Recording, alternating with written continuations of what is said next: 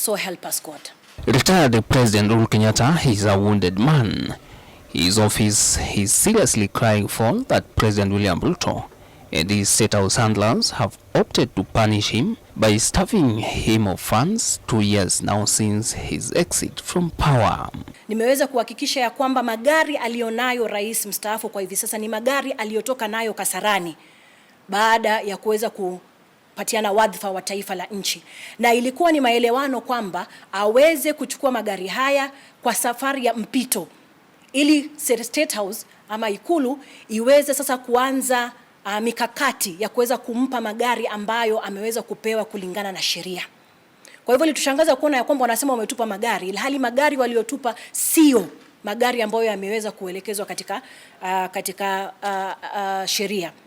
Na pia tungeweza kusema ya kwamba kulingana na ofisi hajapewa ofisi bado. Manake msemaji wa serikali alisema kwamba alikuwa amepewa ofisi yake ambayo alikuwa ameichagua yeye na ikaweza pia kupewa vifaa.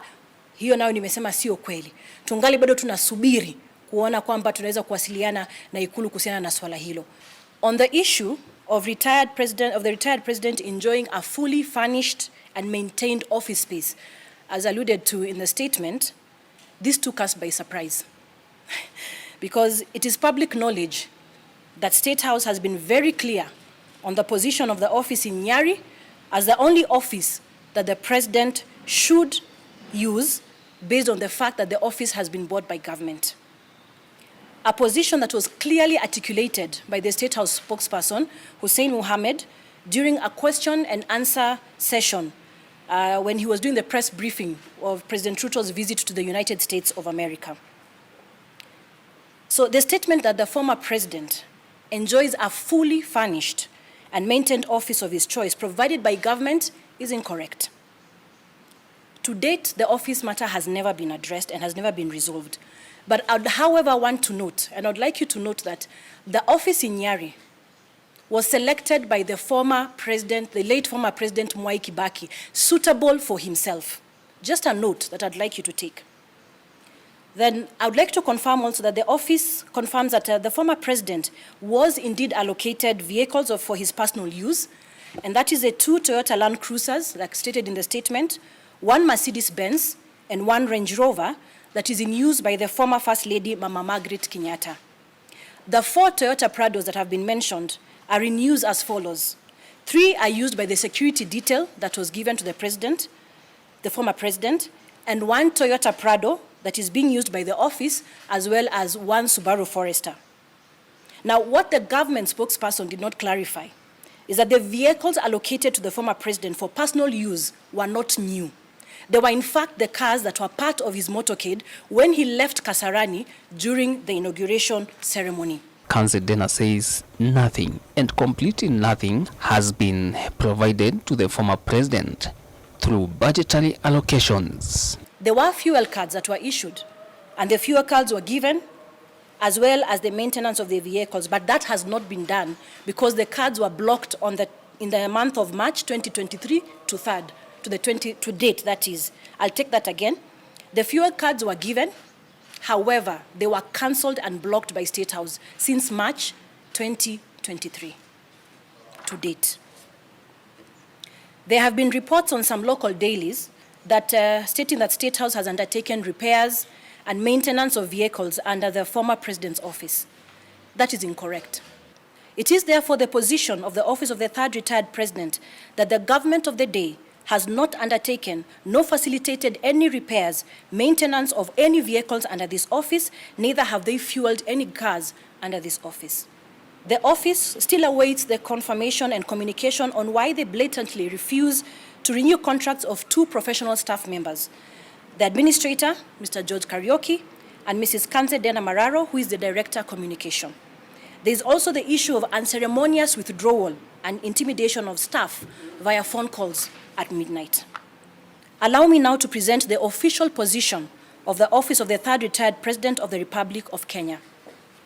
On the issue of the office, before retirement and during his retirement, the former President Kenyatta has been sought to undertake various international roles, especially within the region, in his capacity as a former head of state.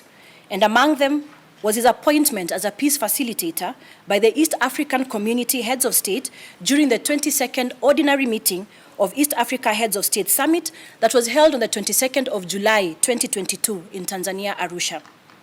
These engagements necessitated that the need to identify and establish a suitable office for the former president to enable him carry out these roles and provide an operational base for various cadre of staff.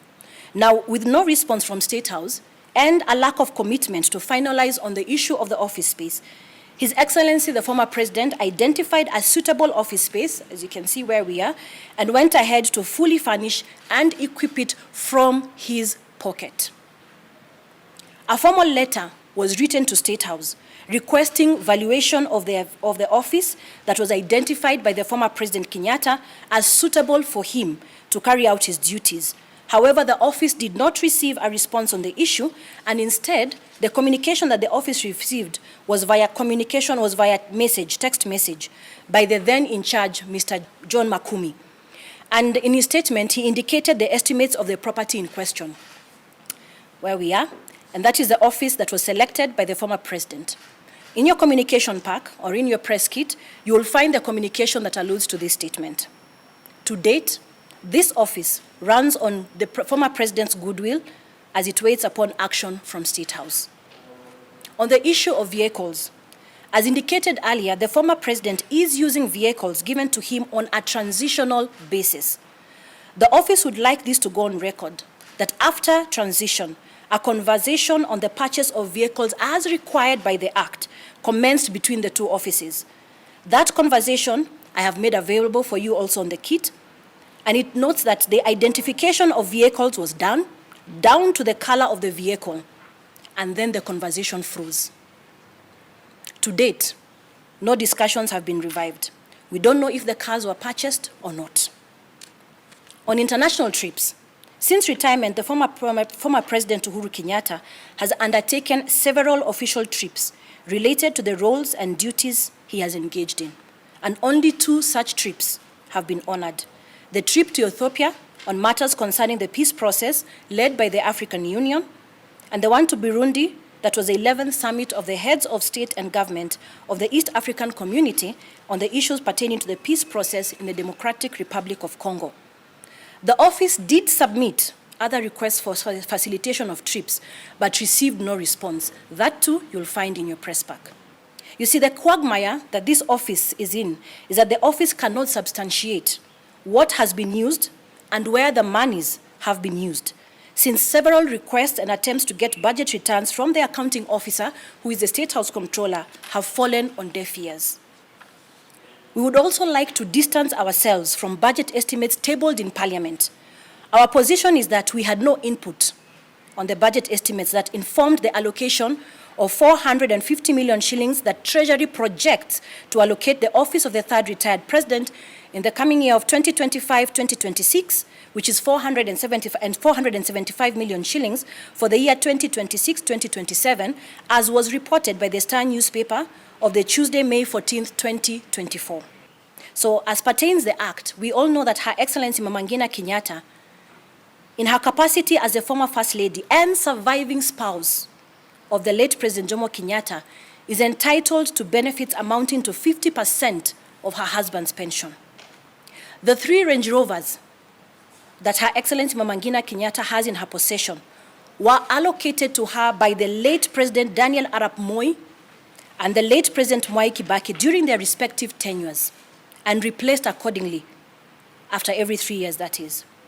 Now, clearly, the government spokesperson said that they gave her the cars, but clearly the government of the day has not provided her with any vehicles. In fact, we would like to clarify that on the 18th of July 2023, at 7 p.m., all her drivers and security detail allocated to her were withdrawn from their residences via phone. Communication. The office notes with concern the choice of communication by State House to this office. State House chooses a verbal form of communication on official issues or chooses not to respond to correspondence by this office. This includes the requisition for fuel maintenance, office operations and facilitation, pending renewal of contracts and budget returns. We all know the importance of written communication in any office to maintain transparency and order. In the press kit that we have availed to you, you will see internal communication within the office to enable us account for actions taken following verbal non-committal communication from State House. We have also seen the continuous onslaught of the office on local dailies, as well as leaking of misleading documents by State House, presenting the office of the third retired president in bad light to the public.